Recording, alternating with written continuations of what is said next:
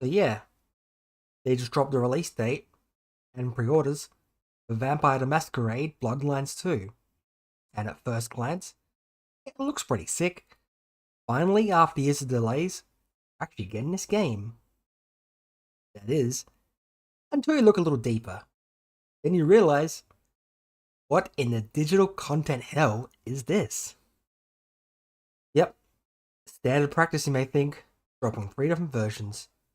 The good old standard edition, deluxe edition with some extra goodies, and of course the typical ultimate, gold, premium, complete, insert whatever fancy subtitle they use. And yet, considering this game's lengthy dev time, I feel like some high level bullshit is going on here.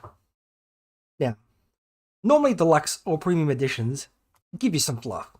Maybe a soundtrack, some cosmetics, digital art book, all the usual shit. But here, they're dangling actual gameplay content behind those paywalls. Yep.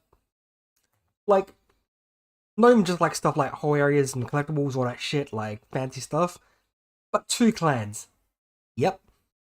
2 entire vampire clans you cannot touch unless you buy the premium edition. That's not a bonus, that's surgery. They've carved up the base game and reselling the organs back to us, and we're supposed to accept that. Alright, sure. Give them the benefit of the doubt for a second. But not really. I feel like these 2 clans were actually already planned and made for the base game. And they decided, no, strip them out, charge them. Because we can.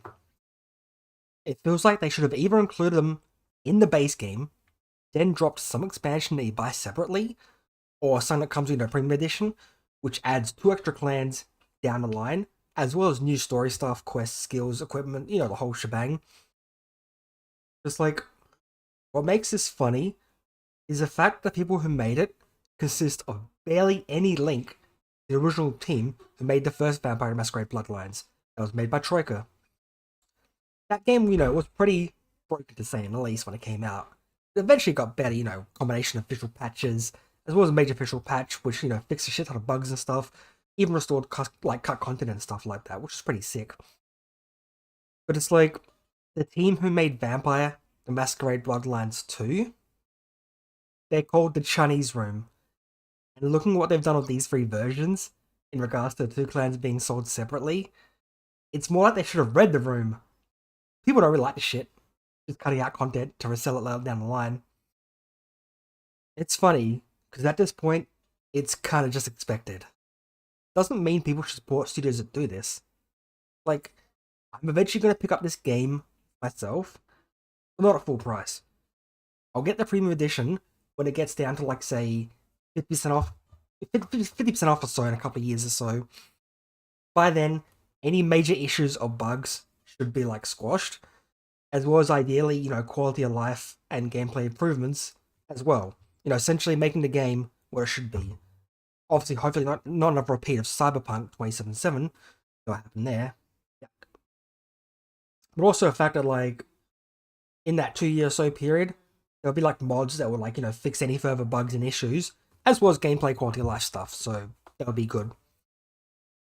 Now, let's just hope for now that the game doesn't suffer from other issues that a lot of PC games have now, which I call suffering from no 5000 series itis. Because unless you're running a higher end 5000 series, you'll get abysmal frames due to optimization slop, as well as over reliance on DLSS 4 and frame gen stuff. But yeah, that's it about this. Thanks guys for listening to me yap about this shit, Lamau, and catch you guys on the flip side.